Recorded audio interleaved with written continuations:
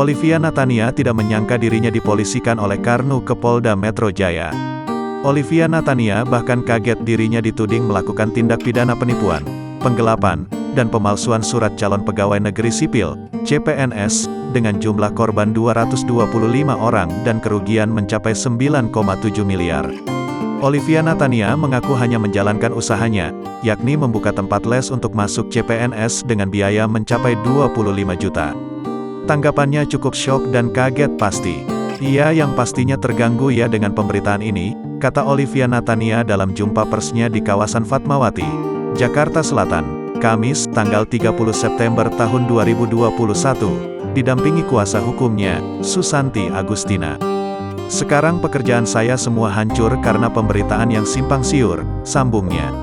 Oi menyebut dampak dari laporan Karnu itu sampai mengganggu psikis dan mental ibundanya, Nia Daniati yang sampai merasakan trauma mendalam. Nama saya terutama, mama saya sudah tidak muda lagi. Saya rasa kalau mau diluruskan ya luruskan, saya siap. Bukan saya gak mau mediasi tapi sudah terganggu semua apalagi membawa nama baik, jelasnya.